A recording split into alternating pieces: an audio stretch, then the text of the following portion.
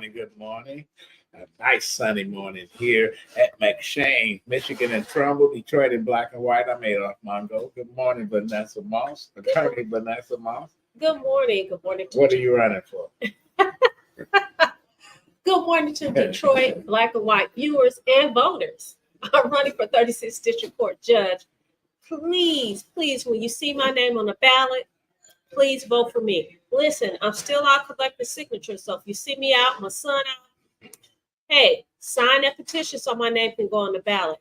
If you are watching, we want you to like, subscribe, and share. Like, subscribe, and share. We are on all platforms. We appreciate you watching. Good morning, Dwayla. Happy birthday. And we come on Thursdays too with our little special shows. Allan Lengel, co-founder of Deadline Detroit. How you doing? Good. Good morning. Okay, let's get sunny out. Yes, it is. Let's get started. Your outrage of the week. So I went back and forth about this outrage because I know that the community has a problem with this person.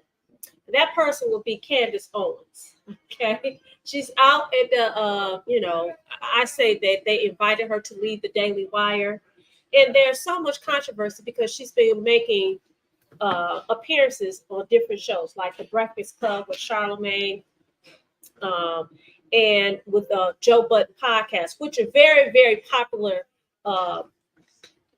media platforms, and particularly Black media platforms. And so you have Roland Martin, who says that Candace is not invited to the cookout because she hates herself as a Black person. And he goes down this whole list of things that she said.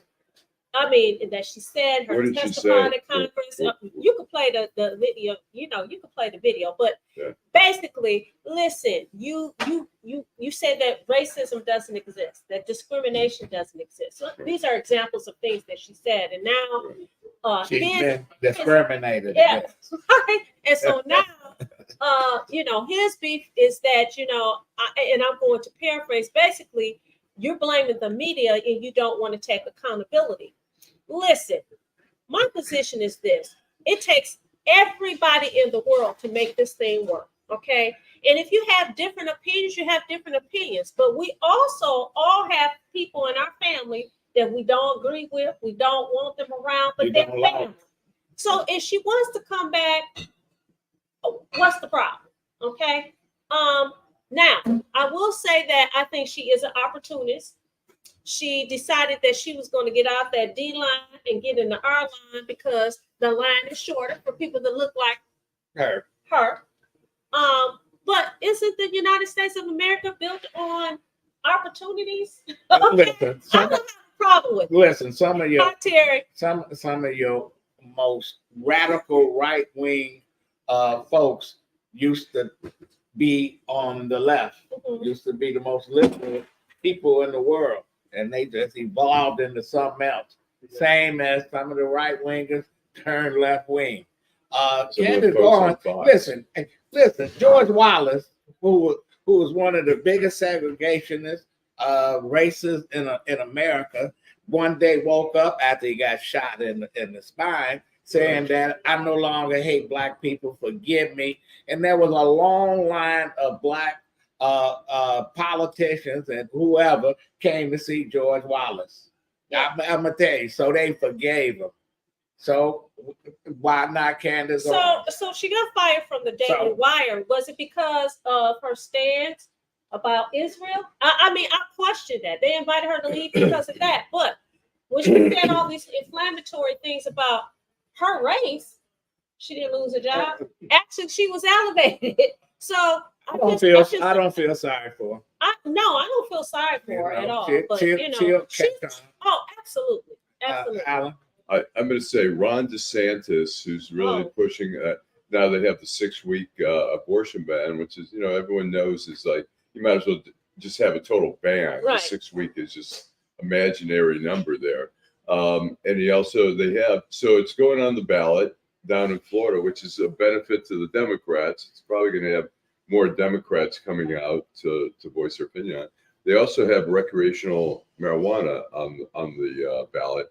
And he has made statements saying, the people of Florida will realize how radical these are. Well, I'm sorry, marijuana. I mean, first of all, marijuana should have been dispensed in pharmacies a long time ago. You smoke? Do I? On occasion. Okay. Whoa. Legally, of course. Of course. But I'm not a big smoker, but I certainly don't have, I mean, I went to college where, some of my roommates were smoking twice a day. Smoked every day. Yeah. And But I so, wouldn't touch this stuff. but to say, You would touch No. but to talk about it being radical Uh-huh. and stuff like that, it does have medicinal purposes particularly for cancer patients, for people who have, Mhm. whatever. Right. And so this guy is so out of touch, and I hope there's finally a message delivered to Florida, to people like Ron DeSantis, who are really extremists here, and that's our society has to get rid of. We were seeing extremism, all over the world, and fascism and extremism in a lot of countries, and in states like Florida, where you have Ron DeSantis, who doesn't, they want to discriminate. You have to be white Christian to be in his circle, and anyone outside of that is screw you. And, Crucified. Right. But anyway, my outrage is against the governor of Louisiana, Jeff Lengel, who said he was upset that the women's basketball team, the LSU Tigers, did not come out of the locker room for the national anthem. So he said any athlete in Louisiana go to universities that they don't be on the floor for the national anthem, they lose their scholarship. Now the president of LSU say ridiculous. Right. But anyway, this is the same guy that says that the people that stormed the Capitol, that brought in Confederate flags, Nazi flags in Virginia, was patriotic. Right. Who attacked the police, who wanted to overthrow the government, and yet he worried about DEI. Oh man, the same way with the Congress folks, Republicans, who said the reason that the bridge, the Francis Scott Key Bridge collapsed was because of diversity. Fuck. When it opened in 1975, I looked up the history. Mm-hmm. It was a white architect that designed it. It was a predominantly white construction company that built it. And now what it has to do with black and brown people? Nothing. So, I want to address one of our reader comments from, I think it's Delwana. Yeah, that's still one. Delwana Holly, who says, does it have medical purposes, or does it alter your state of mind so much that you think you're better?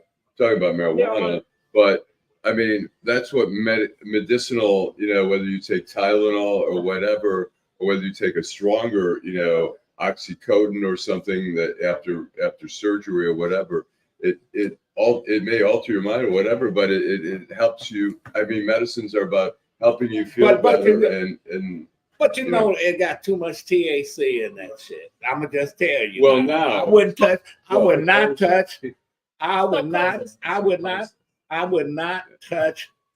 this weed. It ain't the weed that I smoke. You know what the difference is? The difference is, you know what? In the day, people would pass around joints that you take one and hit it and hit it and hit it. And now, I think people only take one hit. I think you just can't consume it in the same way. These people going crazy after smoking this stuff, and it smells. I thought I knew about drugs, and I was at somebody's house, and I say somebody killed a skunk. They say, "Oh no, that's marijuana." Right. Man, no. They need to do something about it. It's a big business. I know. You don't put that much THC in that shit. Well, my issue is that there are people out here that have They need to smoke it. They need to smoke it. And they use that to self-medicate, and that is a problem. That goes into what Jim was. You eating 10 gummies? All the like candy. These people with the candy and all that, suckers and shit. Little kids finding the stuff, taking it to school, handing it out to their classmates. It has to. You gotta really regulate it. keep it legal. I say keep it legal, but it's too strong. Maybe I'm overreacting because I'm not you know smoking. what? I mean, I think people have different dispensaries have different products, and they'll say, "Well, what are you looking for?" And some people who probably smoke every day need a stronger product, and those who do it on occasion, not as strong. So those who are do it on occasion are with somebody who's doing it every day, and they're trying their product. It's going to be a lot stronger. So DeSantis is saying no recreation marijuana. He's against it. He's against everything. He's against it because he's like got a crusade. You know, he has a right to be against it. I mean, there are a lot of people that does not associate with the party that he belongs to. There are a lot of people who do not believe in marijuana, particularly in when you talk about conservatives, Black folks that go to church on Sundays. No, I do know some. There were people against alcohol. Staying high as I don't know what was smoking. There were people against alcohol. I mean, they were smuggling alcohol from Windsor into Detroit and all these speakeasies. My mother was a firm believer. If you started smoking weed, you was going to graduate to heroin and everything. That's the gateway. When I first went away to school, she used to call me and say, "You're not smoking that marijuana?" I said, "No, I'm not." But then one day she caught me. She said, "What you doing?" I said, "I'm getting high." She never asked it. She never asked again. You know what? So okay. I've never ever smoked. You didn't. You haven't been in a room with them smoking, and you got high, didn't you? Yeah, you got high. Now you can just take the whatever gummies or whatever. Yeah, I'm straight on all of that. But I don't have anything against anybody who partakes. If that's what you do, that's what you do. You want to be a weed head, as they say. Be a weed head. Do it safely. Yeah. So, to the cannibal, what is it? Cannabis. Cannabis, yeah. Yes. Can y'all advertise on the show? And we don't want any products. We want the cold hard cash. But anyway, let's take a break and play some spots, and we'll be back. Hopefully, our guests will be here.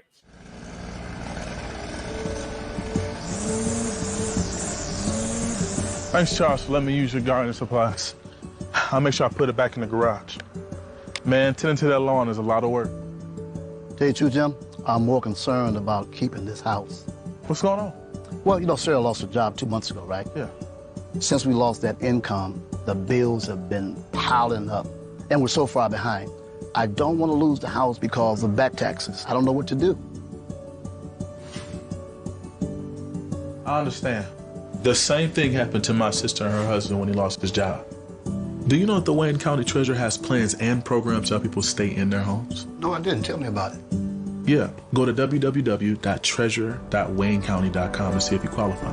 What's that site again? www.treasurer.waynecounty.com. Got it. The NFL Draft is coming to Detroit, and you can be there for free.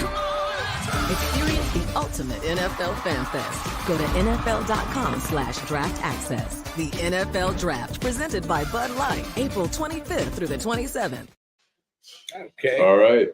Yeah, we had booked former candidate for Secretary of State and former chair of the Michigan Republican Party, Kristina Karamo. She hasn't made it in, but we do have some video that we can show, and then we'll start discussing. Yeah, I just want our viewers. Maybe we can give a little intro into who she is. I just want people to know that I reached out to her the beginning of March, and she responded immediately and said, "Hey, yes, I want to come on the show." Well, she had scheduled the convention to take place in Detroit, and had all this, all this drama going on. So she reached out. She was the chair of the Michigan Republican Party. Right. And so she called me, was that whatever day I text all you guys and said, "Hey, I want to come on the show." So we worked out the logistics, told her what time, how long she'd be on the show. Right. And so I expected her to be here already. So we'll see. Okay. Well, we can talk about her a little bit. We've got a couple videos. One is sort of an overall. Halloween is over. but Kristina Karamo is still playing dirty tricks. One day after Kristina Karamo, the GOP candidate for Secretary of State, held a press conference to back a lawsuit against Detroit City Clerk Janice Winfrey and the City of Detroit Board of Election Inspectors to allege voter fraud. The Detroit branch of the NAACP is providing its own view of what Karamo is up to. She is still up to her dirty tricks. This lawsuit is geared only towards the city of Detroit, a majority African-American city. It is designed to stop the effort to mobilize and drive voter participation. But Karamo rejects what her critics have to say. It's clear that those claiming that we're seeking to disenfranchise Detroit voters are lying. I'm just going to say that plainly. They're lying. All right, and we have one more, one quickie. You want to go ahead? Yeah, you know what's fascinating about Miss Karamo and Candace Owens? Remember the young black lady that used to be on The Apprentice? You talking about Omarosa? Yes, and how they evolved from being the hit squad for the GOP against the black folks, and then all of a sudden he evolved into an anti-Trumper, saying that he said the N-word in front of her 5,000 times. Omarosa said that. Did she write a book? Yeah. Okay. Now we got Candace Owens trying to evolve into a real black person. Well, what does that mean? I want to know, what do you mean by because we're monolith. We all think differently. That you don't hate yourself. So that you don't hate yourself. You don't hate your mama, your daddy, because they black. That you wake up and say, Lord, if I come back, I don't want to be a black person. That's did she say that? Might as well. Did she say that? If you start looking at some of this stuff that these statements that she made, I think she and I can see where Roland Martin that don't like her. If he don't want her at the picnic. He said he don't want her at the cookout. He didn't say picnic. He said cookout. What's She's the not difference? invited to the difference. It's What's the the cookout. Cookout. We got fried chicken, ribs, potato salad, watermelon. Now you got a woman who they removed as the chair of the party because they say she was out of mind. I don't know. Well, I think what happened also is that the party was going broke because the mainstream people, like the DeVosses, who had money, were like, we're not giving a dime to the party so long as she's in charge. And so the party was going broke. The party had become the party of Trump. And we saw in 2022 what happened to, she came in afterwards, but we saw the party was already under Trump. Every candidate he endorsed seemed to have lost. Yeah. He was a gift. We've had blue waves in Michigan because of Trump. 2018, 2020. Georgia flipped this. Yeah, Georgia flipped. Arizona turned blue for the first time. And so I think, look, the party just said, you're ruining our party. We can't have you. And she was holding on to it. She was fairly put in there, but now. But it's like Carrie Lake in Arizona, right? Where you dog out. Yeah, you dog out the big donors, and then when you in financial trouble or whatever trouble, you come back and say, "Oh, never mind. I'm sorry." Well, our guest will be here in a few minutes. She's running a little bit behind. She'll be able to explain what happened. Good morning, Timothy, and thank you for watching. He says, good morning. Black people are so forgiving toward people who try to do even people who look like them. They try hard. Then people of other races, they are not welcome at my cookout. I think. So he's saying Candace can't come to his cookout. I guess. Can I come to your cookout, Timothy? Depends what you bring. You know what? It's like you don't want your nephew, or you don't want your sister or your brother. Eric later they're gonna be there. Eric is saying he wouldn't bring Roland Martin to the picnic. His picnic. Is it the picnic or the cookout, Eric?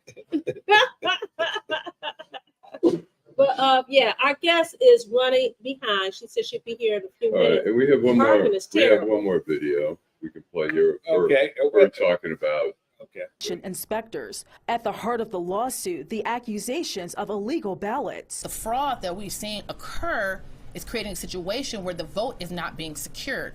And additionally, it's creating a situation where it's making very easy for illegal ballots to be cast. These issues consist of things such as absentee ballots that have no signatures, absentee ballots that have MICR lines, and a voter system that is being used that runs afoul of the law.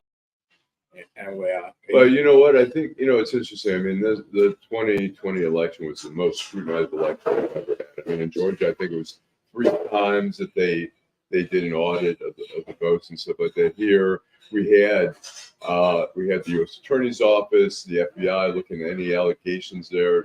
William Barr came to Trump and said, no, Detroit, they weren't sneaking in ballots. They were centralized, and they were bringing ballots from other precincts, bringing them down to a main center there at the whatever it's called these days. But all that was for show. All that was for Trump laid the groundwork so he can use it, and he still uses it.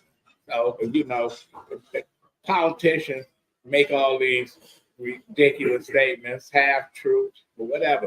We just did a show Thursday where Adam Molier, who's running against Sri Canada, said that Sri only has 3 people working for him, and that he spends all his money on billboards and mailings, that he only worried about getting reelected. Well, Sri came back and said that's not true. He laid out how many people, and there were talks where, other candidates were saying, oh, I'm getting all the calls from. He said because of the redistricting, people were confused because he had taken part of Southfield and different areas that his district was trying to clarify to people and stuff like that. So he had an explanation that was contrary to what. Well, Adam that was might saying, have been true. Yeah. He should have hired some people that know the boundaries of the district. When you I hire a don't know district who he manager, has working for him. I know I get phone calls on a regular basis from. I don't know if you guys do, but I get phone calls on a regular basis from that camp, and they leave voicemails, and I'm like, oh my god. The robocalls. Yeah, I get that on a regular basis, and I mean, he says that he spends his money on billboards and robocall, but he also on literature, because don't you guys get literature quite a bit? Listen, not throw that. But why would you spend it on literature like that? Because you get a budget. No, you get a budget in the House where you send out information to the residents of your district. Now sending me a piece of campaign literature every damn week I don't want to see it. I don't want to see it because, listen, he came down here to Corktown Business Association. Right, I was just going to ask you I about asked him one question. Why is he hanging out with a guy, a dictator, the Prime Minister of India, who's killing Muslims because they're not Hindus, who tore down a mosque and built a Hindu temple on it, and he couldn't answer. Didn't want to answer. Listen, if he can't answer the simple questions, what do you think he's going to tell you, Allan? That he's doing a great job. What he said, they saw 80%, 90% of the complaints. Yeah, I mean, but what complaints? Well, because Adam had said that he was only had 3 people dealing with constituent services, that the rest was being spent on robocalls, billboards, and mailings. He wrote back yesterday and said our office is typically staffed with 20 team members, including 11 full-time staff, 1 part-time staff, 6 interns, and 2 fellows. The staffing level has allowed us to address over 1,400 constituent cases with 88% completion rate and a response time of 24 to 48 hours. And so he goes on to contest what that's all been about. So, all right, the guest of the guest of the hour has arrived, Kristina Karamo. As I indicated, I reached out to. How you doing? I'm good. Talking on the phone and everything. Good to see you. See you. I reached out to, as I indicated, I reached out to her over a month ago. She's very receptive. She's been very busy. She's going to tell us what's been going on. And she said that she would come here in person today. I forgot to tell you that I didn't even know it's a game today in Perkins. It's terrible. Yeah. So we've already done an introduction. So welcome, Kristina. This is Adolph Mongo, and this is Allan Lengel. How are you? How are you? Yeah. So, Kristina, I guess I'll start off with what we talked about on the telephone. What's going on with the Michigan Republican Party, in particularly in reference to you as the lead of the party and all of this infighting? Tell us what's going on. Well, it's really no secret that the Republican Party has had a lot of internal division. There is a sect of the party who are what we call more populist focused. We're very much about protecting the country, protecting the citizenry. And there are those who prefer to protect special interests and multinational corporations above the people. And within that, there's a split. And when we were very strategic when we took over the party.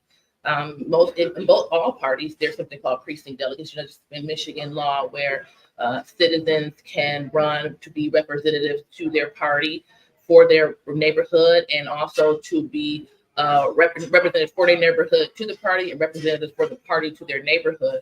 And they elect party leadership, and they also elect certain positions like Secretary of State, which I was the Republican nominee for, and Attorney General on the list of Supreme Court judges and a list of other things. So we were very strategic, and a group of people recruited like crazy all across the state, precinct delegates. And it's kind of an interesting story because, typically the state party chair is like someone who's a former ambassador, or a former elected official. Nope, college professor.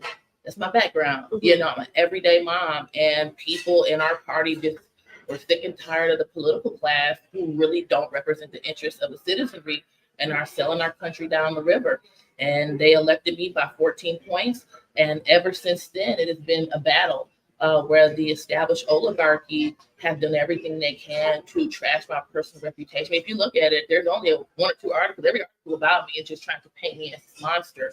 And the majority of our committee supports me, but the political oligarchy, they have billions of dollars on their side. Do you see yourself still as chair? Well, right now there was a preliminary injunction. So a small group of people, only less than 40% of the committee gathered together, held a fraudulent meeting. And they claim they had the help of the RNC to hold a fraudulent meeting to declare me not as a chair anymore. Then they went and filed a lawsuit in Kent County where the judge issued a preliminary injunction against me. So right now I cannot call myself as chair. I can't per the injunction, but the case is still going on. And but we had a lot of big plans, but the case is still going on. So right now I'm not allowed legally to call myself chairwoman. I have to, yeah. Let me ask you this: you talk about the division in the party, and you talk about corporate interests and stuff like that. But also there are people who see the division as Trump, MAGA, and then the old party who doesn't accept the Trump, MAGA element. Do you see that as and do you consider yourself a MAGA? I guess. Yeah, I think it's part of that. I would say the America First movement or the MAGA movement is bigger than any person. Because for very long, one of the things that I talk to people all across the state, and most citizens are unhappy with Congress. I don't care what their political affiliation is. Most citizens are unhappy with their elected officials, and they don't know what to do about it. And our big thing is to show people how to engage their government. And I do see a split in people who kind of like things the way they were, because the things the way they were protected a very small group of people. And these people intentionally tried to close the party off. Like they fought me tooth and nail when I was the SOS nominee about doing massive campaign in Detroit. As we talked about on the phone, we were going to have our convention at the Huntington Place. That was very important for us. And one of the big frustrations with the grassroots of the party is, why is there not a stronger presence in Wayne County? This makes no sense. You have 20% of the state's population live in one area. So this is a frustration, not just for folks in the metro area, but for folks in northern Michigan, all over the place, that didn't understand why the party was just so anti of campaigning in Wayne County. So that was one of my key promises. And that's what we want to do. I'm from this area, and we have a great Wayne County chair, and they don't like the more inclusive party. Well, let me ask you, you talk about the MAGA part, but we see in 2018, 2020, 2022, the Democrats considered a blue wave because Trump, all the candidates Trump endorsed, including you, did not win. And I think some of them argue that it's a losing cause to put all our investment behind Trump and the MAGA movement. Is that? Well, I would say that we never want to make it about one person. That's really big for us because yes, he was the person who coined the term MAGA and America First. That all very true, but this movement is bigger than one person because again, we don't have adequate political representation. So I'll give you guys a story that I like to share with you. Before you go, we're going to take a break and we're going to come back and then we're going to continue the discussion.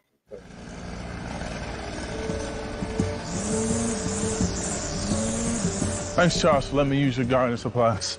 I'll make sure I put it back in the garage. Man, tending to that lawn is a lot of work. Tell you the truth, Jim, I'm more concerned about keeping this house. What's going on?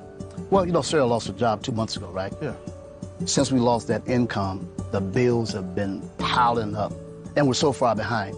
I don't want to lose the house because of back taxes. I don't know what to do. I understand. The same thing happened to my sister and her husband when he lost his job. Do you know that the Wayne County Treasurer has plans and programs to help people stay in their homes? No, I didn't. Tell me about it. Yeah, go to www.treasure.waynecounty.com and see if you qualify. What's that site again? www.treasure.waynecounty.com.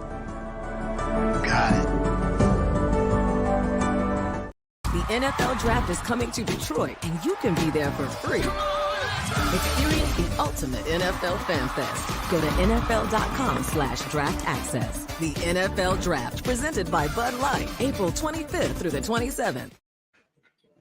Okay, we're back with our special guest, Kristina Karamo. You left off of saying there was a story that you'd like to tell. So it was interesting. I was driving from Grand Rapids. It was a horrible lightning storm going on that night, raining so hard my windshield wipers couldn't keep up. So I had to stay at a hotel, and I, got to talking to the woman at the front desk. And for me, my face has been all over the media, so I go places and people often recognize me. Her and I began a conversation, and the woman is a Democrat. But long story short, there were many issues we really agreed on. But then when I asked her, I said, have you ever been to a city council meeting or a county commissioner's meeting? She was like, no. I said, yeah, you can go and make public comment. And she's like, really? She's like, I didn't know we could make public comment. And so as we began to talk, and as I've talked to more and more people, most citizens don't know how to engage our government. We're just told to get out to vote. Well, that's the key part of it. What's the rest of the story? The get out to vote part benefits the politician. What's the other half of the story? Us going up and knowing how to hold these people accountable to their promises and what's right to protect our rights and to benefit our community. And so that's one of the things we've been very big on, and to their frustration of the old guard is we want to go all across the state. And we started with a program to train people on how to engage our local government and our elected officials. Most people didn't even know that you can recall your elected officials. They didn't even know this stuff. And this is a big problem. It is a problem. And you were talking about you were frustrated because they didn't want to come into the largest county in Michigan and vie for some votes. Now, do you think part of the rebellion against you was because of you were a Black woman? Yeah. I don't think so. And the reason why I say that is the majority of our committee, the majority of the delegates, they support me. I think it's the issue of corruption. I'm sure you guys are aware of this lawsuit that we filed against the Michigan Republican Party Trust and the Seymour Street LLC. So there was a dispute over a building. And so it's really a super long story that I don't want to wear the guest down with. But the point is, since I got started, we had the support of the people. Like when I got the SOS nominee, I won with 67% of the vote. That's unprecedented. 67% of the delegation supported me. And for the chair race, I won with 14%. And even now, the majority of our state central committee still support me. So it's a minority, but they just have a lot of money. They have a ton of money. They have the media. They have resources that the average person. Now, are some of them racist? Probably so. I'm not going to dispute that. But what's pushing it is not, in my opinion, it's that they want things the way that they are. And I'm not going to do that. I won't be controlled. I won't be corrupted. And think about this, for our delegation to elect somebody, and I don't mean to self-deprecate, but for our delegation to elect somebody, this is over 2,000 people. So it's not like it was just 100 folks. It's 2,000 people who voted for the chair. For them to elect someone who doesn't have any business experience, don't have any of this stuff, but they elected me for one reason. They're tired of the corruption. That's it. That is the one thing that drove. Well, the former president says he supports the new chair. Know that? How do you feel about that? Is he the new chair? I mean, because you guys are fighting. So is he the new chair? What is it? Well, I will say this. When I ran for chair, he endorsed one of my opponents, and our people still elected me by 14 points. So, and that doesn't affect our people. And I think that's an important story because oftentimes the folks that America First or MAGA people are portrayed as though we're in some kind of cult. It's like, not at all. I mean, for the fact that the most prominent Republicans across America endorsed my opponent and I still won by 14 points, that speaks to the volume of our people are very educated on who the best people are for that position. And it didn't matter. Even though those people still supported the president, they really didn't care about the chair, what his opinion was of the chair race, because ultimately they want someone who's going to represent their interests in the state. And that's what our delegation cares about. Let me ask you, there have been, you've made some comments that sometimes scared people, but talked about yoga, talked about abortion. Do you want to address that? And Yeah, the thing about it is I do have a master's in Christian apologetics. I am a very devout Christian. And so my opinions, I was speaking from the context, not as a politician, quote unquote, but more so from a theological perspective. My actual goals in life were to teach Christian apologetics and teach at a Christian school. So I was actually entering theology. So I was speaking from a theological standpoint. With that being said, what my political positions are, well, there's a different process for that, but I'm just really speaking from a biblical standpoint. That's the standpoint. But, of course, when I had my Christian podcast and then I entered into the world of politics, that is up for scrutiny. And when I ran for SOS, that had absolutely nothing to do with this office. I was speaking in the context of a Christian apologist. And for the audience, if people aren't aware, Christian apologetics is a very unique form of Christian evangelism. The goal is to defend the faith. So we go and debate and we pick apart the Bible. People have counter arguments. We pick apart the arguments. We engage in cultural arguments. That's what that profession is. And the NAACP, when you've challenged some of the voting, particularly in Detroit, they say, "Hey, you're a black person. You're trying to invalidate black voters in there. Is that unfair?" Oh, it's completely unfair. The reality is our election system is corrupt. And this has nothing to do with picking on black voters. It's actually defending black voters. When we talk about voting rights, it's more than ballot access. It's also ballot security. So if you don't secure my vote and you prevent illegal votes from being injected into the system, you have violated my voting rights. Our voting rights consist of three parts: ballot access, ballot security, and preventing illegal ballots from being injected into the system. And so we've seen cases all across the state where, you've had so many cases. Like recently, even in the the city elections of last year, there was a situation in Benzie County where the clerk was taking ballots home. The person who's the interim clerk was taking ballots home. So we have massive issues. This reliable machine that the city is using is not lawful for use in elections. So going now, are there some points that we could debate about? That's what we want to do before the judge. Say these are some serious issues.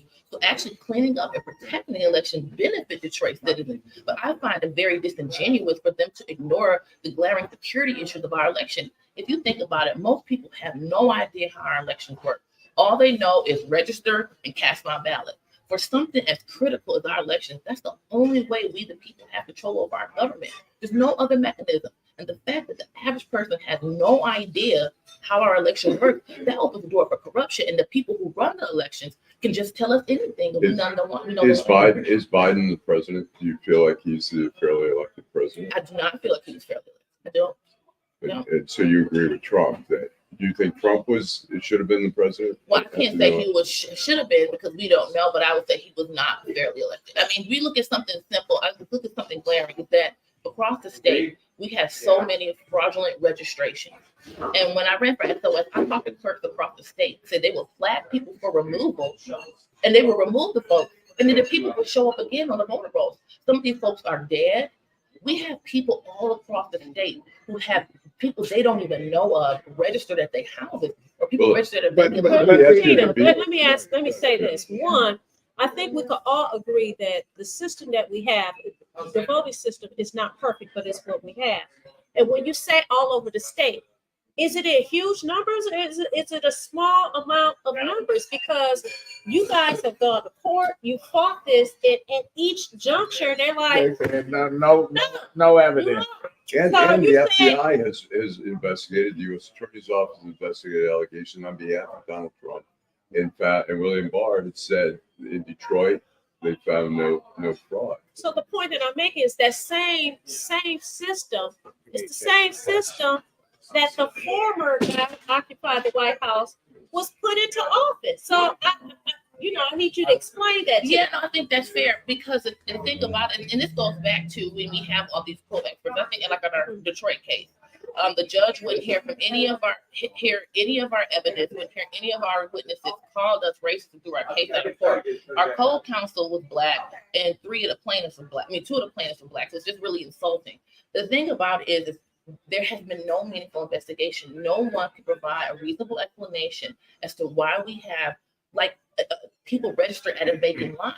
Now, the local clerk maintains what's called the street index. Their job is to ensure that these addresses are actually accurate and that tied to actual domicile homes or businesses and not a vacant lot. So when you see this across the state and there's been no meaningful effort, and when I look at things like ERIC, this entity, the third-party entity who's managing our QBF, and I will say this, one of the reasons I was elected as chair is because I'm an everyday citizen. And when I came into that position, I've seen things in politics that when people say, well, this official, I'm like, listen, a lot of these people, I don't trust. When people get upset and say, well, if people just voting 2 or 3 times, hell, we can't get over 15% of the voters out here in the city of Detroit. And I don't see where, people are trying to commit fraud. I think they committing fraud by not exercising their right to vote. And to your point on that, this is one of the things we've been trying to change is by getting people more invested. People don't vote because they feel it. I'm sure you guys would agree. They feel it doesn't matter. Right. They feel like it doesn't matter, and then people are going to do whatever they want. So we want to change that. The only way we're going to really have a great country engaged, and people are just checking out left and right. What about people like Ron DeSantis, who in Florida had passed a law that gave back the vote to felons who served their time, etc. But then he threw a monkey wrench in it and said, well, if you owe a couple dollars on your fines and stuff, you can't vote. People who serve their time should be able to vote. You serve their time, you serve your time, once you're out, you should be able to vote. That's not fair. Shortly after the election, when there was somebody saying, I can't remember, it was thousands and thousands, somebody was saying in Wayne County they had proof of thousands of people who were dead, who were voting in the election. And so the BBC took a sampling, a random sampling of 31 people. They found 28 were legitimate, that they were names from other states of dead people. Then there were 2 people who they were living in their parents' home. They had the same names. Their father had passed away. One actually accidentally took his father's ballot and voted with that instead of his. The other one, the clerk made a mistake. And the last one was somebody who was dead.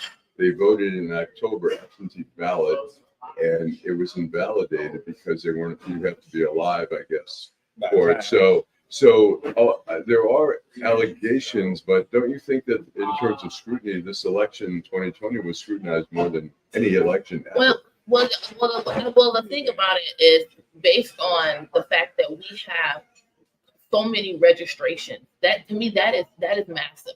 And if the Secretary of State was serious and want to show the public that that election is secure and that our elections are secure, we need to have a third party audit the QBF.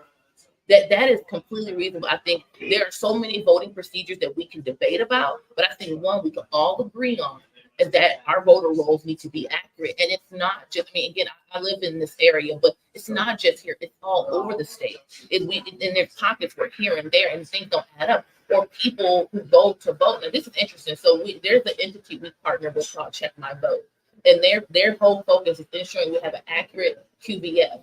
And there's been massive issues of there's been an election, and we've not just analyzed 2020. We're even beyond that. We're looking at 23 city elections, and there were elections, 23 city elections, where people have attested that they voted different and signed affidavits attesting that they voted differently than the Secretary of State claiming they voted. It happened to me. So in 2020, there was a public claim that I didn't vote. And then I went down to my local clerk. I FOIA'd my application to vote, which is the document that you fill out when you vote in person. Right. I FOIA'd my application to vote, proving that I did vote. So why the Secretary of State have me as not voting when we got my application to vote here saying that I did vote? And then was your vote not counted, or? Well, I don't know. That's my point. And then we have voting histories that are not showing up 6-7 months later. Why is it taking so long for someone's voting history to appear? Why are people's voting history different than what the citizen has attested to? I think these are very reasonable questions. Okay, we're gonna take a quick break. We're gonna come back and then we're gonna finish the conversation. We got some and questions. Yeah, questions. Go ahead.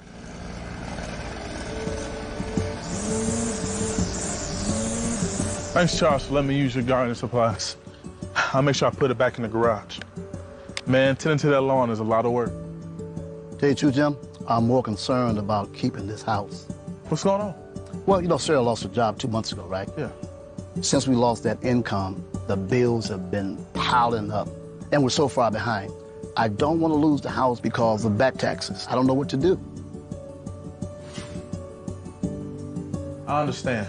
The same thing happened to my sister and her husband when he lost his job. Do you know that the Wayne County Treasurer has plans and programs to help people stay in their homes? No, I didn't. Tell me about it. Yeah, go to www.treasure.waynecounty.com to see if you qualify. What's that site again? www.treasure.waynecounty.com. Got it. The NFL Draft is coming to Detroit, and you can be there for free. Experience the ultimate NFL fan fest. Go to NFL.com/draft access. The NFL Draft, presented by Bud Light, April 25th through the 27th. All right, we're back. We are back here. Explain it. Yeah. All right, we're back. So my question to Kristina is, and by the way, we're at McShade's on the corner of Michigan and Trumbull. There's a Tiger game today. Yeah, there's a Tiger game today. But if you want to come and join us, you're more than welcome to come down here every Saturday from 10 to 11 o'clock. So while we're on break, Kristina and I was in the conversation, and she's talking about the fraudulent votes and et cetera. And my question to her is, it's interesting that this occurred when the former president did not win the election. However, the scrutiny didn't exist when he became the president of the United States. And I need you to explain to us, why is it? Because I mean, it appears to me, you lost. Now you're trying to file, but when you won, you were okay with how the system was, and your party seemed to be okay with how the system was. They weren't talking about fraud or anything like that, at least from my perspective. Yeah, no, I think that's fair. I will say I would give a shout out to one person who I feel unfairly gets the rise of a dear friend of mine, Pat Colbeck. In 2016, he was one of the only Republican I'm aware of who actually was sharing concerns about how the election system ran. So to your point, he was the only one. For me personally, I just wasn't aware. I was not aware. And as I began to be more informed of how our election system worked, and to be fair, in 2018, when there was a new Secretary of State election, also where changes to our voting laws, that's when I became more interested. More people began to start scrutinizing our election process. And then you had, during 2020, you had the Antrim County case. Well, that was actually what fired people up more than anything, because it's like, how is it that you have the machine flipping votes? And you have this situation now. You have the case going on in Georgia right now. A guy last night, I believe, is Alderman, who was an expert witness. He's from the University of Michigan and testified regarding issues in our election, how our election machines. There's a documentary I also want to recommend called Kill Chain. If anyone hasn't seen it, it's Kill Chain. These guys are not conservatives at all. They're British guys. They are quoting people of all of political affiliations sharing concerns of the election. So at least from my perspective, it wasn't until 2018 that many of us began to more scrutinize the election process, and that's when we began to notice concerns. Now, other people may they have known things and kept it under the hood. Oh, I believe so 100%. I don't think it's so much that Democrats are trying to rig the election. That's one narrative I know that's completely false. I think there's people in both parties who benefit from a corrupted system. I think there's people in both parties who are concerned about the corrupted system, because I've gotten so much pressure from people in our own party to quit complaining about stuff. And we're like, what are you talking about? You have a 2-family flat with 50 people registered. Like, that doesn't make sense. And this is going on all over the state. Okay, we've got some questions. Yeah. Okay. Here's one that says Republican Party are puppets of Donald Trump. He says they jump how high. Is that I would say not true about my election. I don't say that to boast or brag, but I mean, he did endorse another guy and I still won. And then even after the whole Pete Hoekstra thing, our people still stood by me. But we had a state committee meeting in February, and still the majority of our delegation showed up. And many of our supporters just weren't able that day. But the majority of the committee still stands with me, because this is the way our delegates and our committee look at things. He's the national person. He doesn't know the nuance of Michigan politics. And our people have a very specific direction they want the party to go in. And I was elected with a mandate. And so just because a national person comes in and says, well, I want to go a different direction, we're like, thank you. You don't live here. Do you feel he abandoned you, though? He did endorse you, and then Well, the guy he endorsed for AG, and they had a better friendship because he was the Antrim County attorney. I mean, I didn't like it, but it didn't deter us, because I'm not here to serve a person. I'm here to serve God and my country. And I love my nation. And I have kids. I'm born here. I'm going to die in America. And I want to protect my country. And so I don't take orders from anybody. So if somebody else wants another person to be in a position I feel is right for me, I'm going to run it. Were you ever a Democrat? No. Okay, so you at an early age decided you wanted to be a Republican. Mm-hmm. Because a lot of Black Republicans that I know all started out as Democrats and get frustrated with the party, the leadership, etc., and then they move over to the other side. Mm-hmm. So you've been conservative all your life. Then. Yeah, it's just the way I perceive the world. It's the way I see things. Where'd you grow up? I grew up in Oak Park. In Oak Park. Mm-hmm. I grew up. Yeah, you did. Oak Park High. So Yes, Christina, 03. right. Christina, so one of the things that you and I talked about was the fact that you were going to have a convention here at Huntington Place. Mm-hmm. And the other part of this is that we had not talked about how you see these hit pieces. I call them hit pieces. They say that you bankrupt the Michigan Republican Party. You spent all this money. How can you reconcile those two stories? Because I'm going to assume that if it was supposed to happen here, there was money that was spent. And what is the party talking about? What are they saying to the constituency that paid to come to this convention, and now they didn't want to be in Detroit? Right, but yet you bankrupt the party. This is what I'm talking about when I call it a political oligarchy. This is why our people are so upset. We already paid for the convention in Huntington Place, so it was already paid for. And when we announced the convention was going to be in Detroit, people were so excited. They were so excited because one of the reasons that was very important for me is that I feel Detroit gets a very bad rap. Yes, I'm from Oak Park, but I'm we're always Detroit, or my people are from Detroit. Detroit gets a very bad rap. And it's this perception that you go there, you're going to get shot. Like, no, that's not the case. It's a wonderful city. And I really wanted people to see Detroit. And it's not a crazy, so wonderful place. And our people were excited. And to your point, a lot of people have booked hotel rooms and all kinds of stuff. These people didn't care. And like you said, this is how, when we call it a political oligarchy, this is what we're talking about. I did not bankrupt the party. The party was $600,000 in debt from the last guy, who was a billionaire. He lied to us. So I was on state committee for the 22 cycle. And he stood before our entire committee, December 22, threw his arms in the air and said the party debt free. Now, as we started getting closer to the actual chair's election, and it was looking like I was going to be the chair, That's when the story started running around claiming that the party wasn't dead. The party wasn't dead. He ran the party $600,000 in debt. We did not. He defaulted on a line of credit, and that's what the lawsuit was about. He defaulted on the line of credit. There was this dispute over who owned the debt, who owned the collateral. So we filed a lawsuit for declaratory relief to have a judge help us sort through who owns what and who owes what. When do you think this is going to be solved? Which this case, the lawsuit or the chair. The chair. I mean, we don't know. We're going to a jury trial. We don't know. I mean, so you still consider yourself the chair? No, I can't. Yeah, but you're hoping. I'm hoping to get it back because to reclaim the chair. Now, look, we have a question here. It says, "How is the Republicans for people when they are the ones holding up child care tax that feeds children?"